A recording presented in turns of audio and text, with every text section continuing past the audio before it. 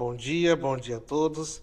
Estamos iniciando mais um episódio do podcast da OAB de Porto Ferreira e hoje com o tema Métodos Adequados de Solução de Conflitos no âmbito da administração pública.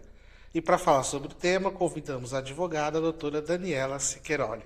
Bom dia, doutora, Bom bem-vinda. dia, doutor Eric. Bom dia a todos. Prazer imenso estar aqui, viu? Principalmente porque tenho uma história junto ao OAB de Porto Ferreira, né, na minha trajetória. Então, estou muito feliz, muito honrada. Obrigada pelo convite, Eric. A Obrigada. gente que agradece, doutora. E conta um pouquinho dessa trajetória para a gente, então. Tá bem, muito bem. Então, eu vou voltar um pouquinho lá atrás, no tempo, exato. Eu acho que alguns sabem, os que me conhecem mais sabem, mas a maioria não. Eu fui durante alguns anos, enquanto fazia faculdade, auxiliar administrativa da OAB de Porto Ferreira. Inclusive, tive o presente de ter trabalhado justamente na gestão do Dr. Rui, né? Então, assim, eu pude, naquele momento, aprender de uma maneira, assim, inigualável, né, com ele, porque naquela época o Dr. Rui, ele já tinha uma visão de gestão diferenciada, sabe? Então, a gente que trabalhava com ele aprendia muito, né? Ele sempre foi muito correto, rígido nas questões mais sérias, mais severas ali, e nós fomos nos moldando, ele foi nos forjando, né? E tudo isso, todo esse aprendizado eu trago para a minha vida até hoje, principalmente profissional. Então, eu sou extremamente grata ao Dr. Rui, que, para mim, me trouxe assim, aprendizados inúmeros e muito amplos. E hoje aqui vejo, né, que não sou um excelente gestor, mas uma pessoa visionária, né, trazendo podcast. Sim. E abrindo, tanto como abre para advocacia aqui em Porto Ferreira, né, para que participemos mais junto à administração. Eu estou muito feliz mesmo. Bom. E, assim, você me perguntou. Então, tive esse momento, fiz enquanto fazia faculdade de Direito, fiquei aqui na OAB, junto, terminando a faculdade de Direito, eu morava já em Ribeirão Preto, fui morar em Ribeirão Preto e fiz parceria num escritório de advocacia por lá, fiquei uns 7, 8 anos em Ribeirão Preto, isso, predominantemente na área civil e previdenciária, o escritório atuava.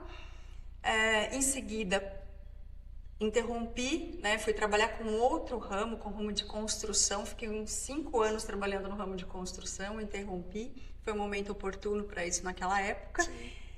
E então, vim para Porto Ferreira, me apaixonei perdidamente pela conciliação, mediação, arbitragem, os métodos adequados de solução de conflito, tanto dentro do âmbito judiciário quanto também extrajudicial.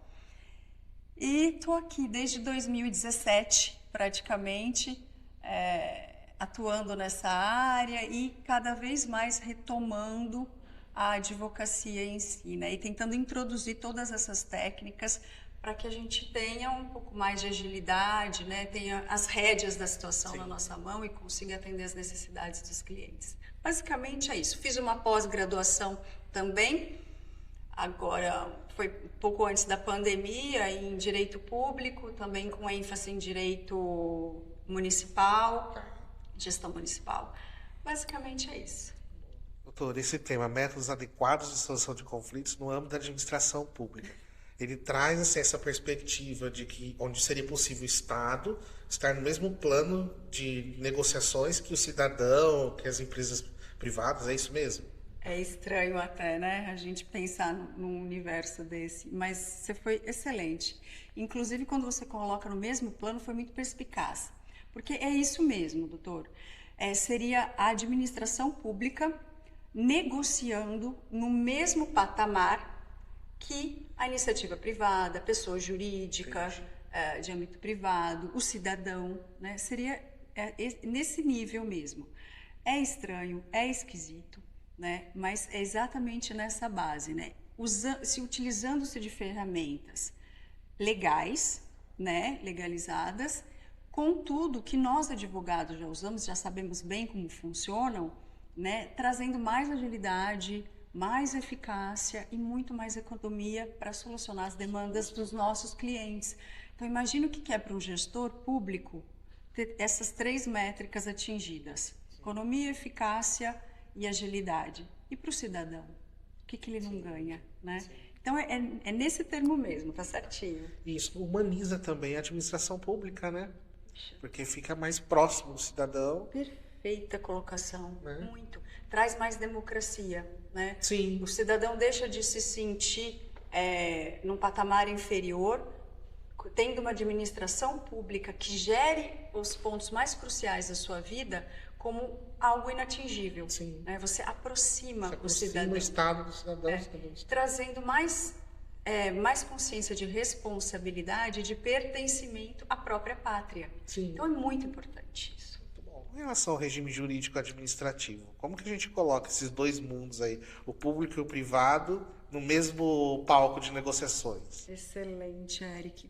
Essa pergunta, ela é o tema principal para que a gente, quando eu digo a gente, administradores públicos, advogados, todos nós que trabalhamos nesse âmbito, né, para a sociedade.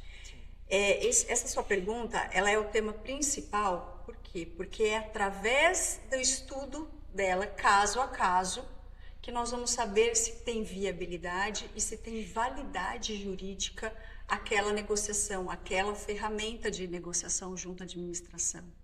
Entende? E até assim, para que a gente possa entender um pouco mais, principalmente aqueles que estão ouvindo a gente aqui, vendo a gente aqui, que não trabalham na área jurídica, né? Para que possam entender um pouco mais, se você me permitir, eu vou retroagir um pouquinho, tá? Na nossa conversa aqui. O que eu quero dizer com isso? O seguinte, a administração pública, basicamente, de forma muito simples, eu digo, ela tem duas bases, 2 pilares principais que norteiam a conduta de um gestor. Sim. Tá? Primeira base, supremacia do interesse público. Os poderes da administração pública, as prerrogativas. Perfeito. Tá. De outro lado, o administrador público, tem a indisponibilidade do interesse público. Tá. Os freios e as limitações da atuação do Exato, exatamente.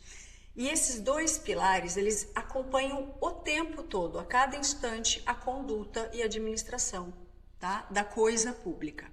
Contudo, antigamente, né, antes de... Vamos falar, eu vou colocar aqui de 2015, que a gente teve o Código de Processo Civil, que abriu um universo de janelas para que a gente pudesse ter mais autonomia na atuação, né, de gestão de conflitos. Então, antes, a ideia é que esses 2 pilares, as prerrogativas e as limitações, elas eram rígidas e absolutas, tá? Aplicáveis a administração pública está aqui, tem que ter esses 2 princípios em qualquer situação, tá bem? Então, a gente sempre encarou assim. E isso trouxe um afastamento imenso da administração pública, né, em relação aos seus administrados, ao cidadão, enfim, à iniciativa privada, tá? Contudo, né, estamos num momento em que a gente entende a humanização como um fator crucial, né, para dirimir conflitos, né? Então a gente consegue esmiuçar mais e entender que, na verdade, esses 2 pilares, eles devem ser rígidos em algumas situações. Contudo, em outras, não. A administração pública pode flexibilizar e nós temos legislação para isso, né? Quando, então, doutor, que a gente vai poder, nós advogados, a sociedade, os gestores vão poder se utilizar, né, de uma mediação, uma conciliação, enfim, um comitê de disputas? Quando que a gente vai conseguir fazer isso? Analisando a sua pergunta, né? Eu vou aqui ofender interesses primários, ou eu vou aqui ofender no sentido de tocar, né, atingir interesses secundários? Então, a gente passa por uma segunda separação, né? Quais são os interesses primários, né, sobre os quais eu realmente vou atender e obedecer de forma rígida, né, os interesses e a supremacia? As indisponibilidades e a supremacia do interesse público, né, são os primários.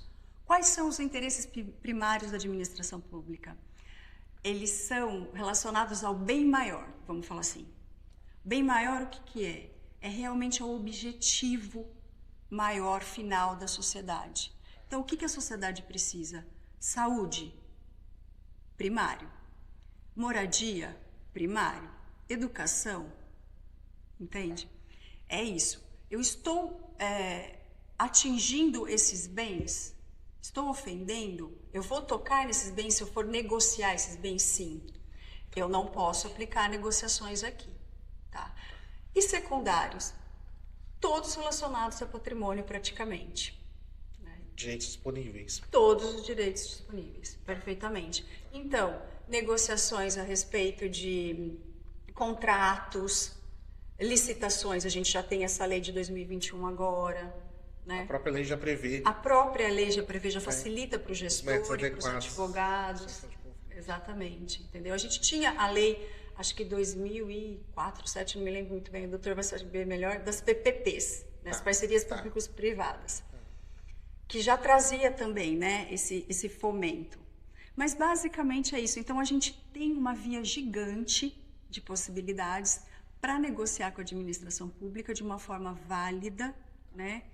E está disponível para a gente. É só começar realmente a usar. E quais são os métodos de solução de conflitos? E como funcionaria na prática? Tá, fantástico. Vamos lá. Então, no âmbito da administração pública, a gente já tem previsto legalmente a utilização da mediação, conciliação, arbitragem e dos dispute boards, que são os comitês de disputas de resolução. Tá? Como é que a gente vai mediar dentro da administração pública? Geralmente, quando a administração pública se encontra numa relação com a outra parte, uma relação que tem uma continuidade. Por exemplo, a administração pública ou o departamento com os seus colaboradores, com os servidores. É um exemplo. Tá? A administração pública, quando tem um relacionamento com o cidadão, por exemplo, com tributos. Que a gente, relação contínua. Uma relação contínua. Né? Sim. Nesse caso, e assim, a gente fala uma relação contínua por quê? Porque o contribuinte tem uma expectativa em relação à administração e a administração tem uma expectativa em relação ao contribuinte. Né? Isso tudo nesse âmbito a gente utiliza a mediação. Tá? Ela trata muito mais de questões assim, particulares, ela tem uma análise muito mais profunda da situação e as técnicas são específicas. Já a conciliação a gente trataria também diretamente a administração pública com o advogado, né, da parte, ou até com a parte, dependendo da situação, tá bem? A minha orientação sempre é no sentido do cidadão ou até da pessoa jurídica privada buscar orientação jurídica, né? Porque no âmbito da administração é tudo muito restrito e conforme a lei. Então, é importante ter esse conhecimento técnico, você entende? Mas na conciliação, seria um relacionamento que não tem uma continuidade. Por exemplo, um acidente de trânsito entre a administração pública e um particular. Tá? Dá para a gente fazer uma negociação aí em relação também. Tá? E não é só em relação a valores, enfim, é muito amplo. Tá? A arbitragem, ela geralmente, assim, as partes vão instituir um árbitro. O árbitro, ele é um técnico, ele é gabaritado, habilitado para tanto. Geralmente, ele tem um conhecimento específico em relação àquela necessidade X pontual que a situação pede, tá? Na arbitragem, ela geralmente vai atuar ali num campo melhor quando a gente está falando de contratos vultosos. Então, um contrato bilionário, um contrato milionário, tá? Que existe entre a administração e um fornecedor, ou, enfim, a arbitragem cai muito bem ali, tá certo? E nos dispute boards, que são os comitês, são comitês prévios, montados previamente, geralmente são juntas multidisciplinares, tá? Que atuam ali com a administração pública e, por exemplo, o prestador do serviço. Então, vamos falar de uma obra gigantesca, vamos falar aí de repente de um conjunto habitacional, né, imenso, que a prefeitura está ali intermediando, está dentro. A gente, antes de iniciar o projeto, né, ou de uma grande via, por exemplo, né, um viaduto enorme, enfim, que vai demandar aí uns 2 anos para construir, que seja uns 4 anos, um mandato inteiro de um gestor, entendeu? Então, a gente monta esse comitê e esse comitê gere todos os conflitos e previne todos os conflitos Que foi acontecendo durante possíveis que poderiam acontecer. a execução desse contrato. Então, esse contrato se executa com mais eficácia, muito mais agilidade e mais economia, porque a gente não tem que fazer aquele constrói e quebra, né? Vamos falar assim. Então, é mais ou menos nesse âmbito, né? O que eu gosto de trazer muito aqui, doutor, é a respeito das vantagens, né? Sim. A gente fala, parece meio que chover no molhado, uma coisa meio abstrata, mas assim, a celeridade, né, a agilidade que traz esse tipo de solução, né, para a administração pública e para a sociedade é incomparável, sabe?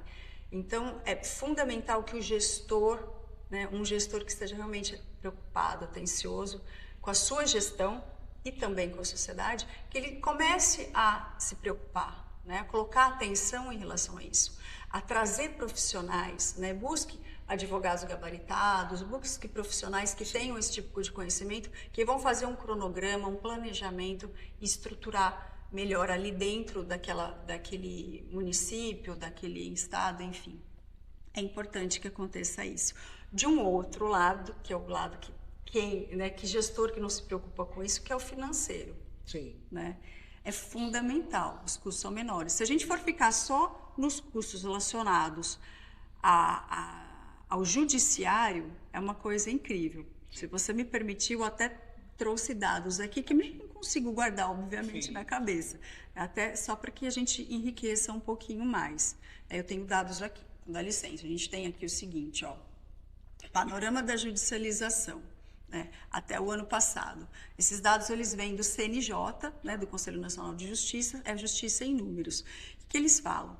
Olha o seguinte, que entre 20 réus demandados na Justiça, 10 são entes públicos. 50% dos réus são entes públicos aqui no Brasil. Né? 90% das ações contra o poder público concentram em 5 áreas: previdenciário, os servidores públicos, questões tributárias, saúde e trabalhista. São 90% dos gastos. Né? Em termos de valores, o que eu tenho aqui? Ó, que a administração pública, eu estou falando, município, estados e a federação, é gasto 146 bilhões anual com o judiciário. Né? E qual é a arrecadação? 79 bi. Fecha a conta? Não fecha a conta. Não fecha. A gente está falando só com o judiciário. Né? A AGU, de outro lado, é muito interessante isso aqui. A AGU, ela fez o seguinte, a AGU é a Advocacia Geral da União, ela fez um levantamento muito preocupante, porque é alarmante, né? Isso não se sustenta, não é sustentável esse ritmo. Esse ritmo vai aumentando. De litigância. Né? Não é sustentável, isso não vai continuar. Eles dizem o seguinte, que só em precatórios e em RPVs a administração pública gasta ou deveria gastar, né, para fechar a conta, quase 1% do PIB para pagar, sabe o que, doutor? Juros. Só os juros. Eu não estou falando da dívida principal, de juros. É 0,9% do PIB, ou seja, tem mais gasto com o judiciário, tem mais gasto com dívidas, com execuções, sim, do que com políticas públicas. Sim. As considerações finais sobre o tema? Doutor Eric, eu espero ter atendido, né, esclarecido de alguma forma a importância que o tema tem, não só para o gestor, né, para a administração pública, mas também para a sociedade como um todo, né? Se a gente conseguir, através desse podcast, trazer, clarear para todos, né, o quanto é crucial, né, que a administração pública traga mais democracia, traga mais aproximação do seu administrado para si, né? O quanto isso facilita, o quanto isso colabora, o quanto traz de economia, né, e de agilidade.